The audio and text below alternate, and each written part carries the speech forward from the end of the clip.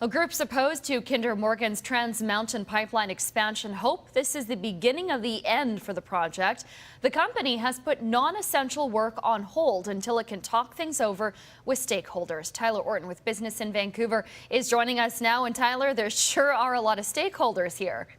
Yeah, this is going to be an interesting few weeks until May 31st. That's the deadline that Kinder Morgan is essentially giving for them to have everything resolved. In the meantime, the Business Council of British Columbia, they're saying this is essentially a referendum on whether the province is open to investment. It's urging Premier John Horgan and Prime Minister Justin Trudeau to fix the situation as quickly as possible.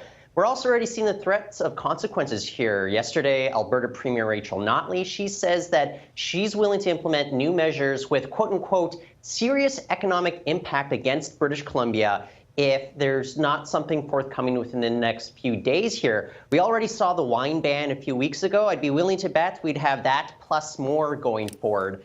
But it is interesting. We also have environmental groups. They essentially have kind of the same argument that we're seeing from a group like the Business Council of BC, which is that it looks as if investors are losing confidence in this project. If you polled business groups maybe a year ago about whether this would be a possibility, because, of course, the government had promised during the campaign to throw every tool they had in their box at this problem.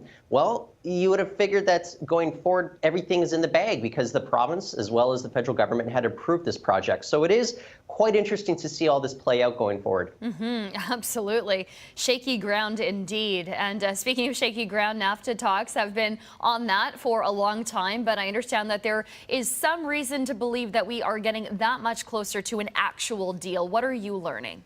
Yeah, there's a lot of signals, a lot of mixed signals over the weekend that we could have a deal signed as early as this week, maybe even over the weekend. That did not happen. We actually have a report from Reuters now coming out and say that no deal in principle will be announced this week at the Summit of Americas in Peru. Many people thought that would be the time that would happen. But we are getting closer, which is something that we would have figured out just a few months ago. But what would this new deal look like for Canada? That's the big question here. Now, we already know that Mexico and Canada's major concerns over the auto industry, those have been put to bed so far. But Canada's supply management practices, those are suspected of still being a big sticking point for ongoing negotiations. If they're revamped, I would see that we would have, better prices for Canadians with regards to dairy products, but it would come at a cost to those farmers that rely on those supply management practices.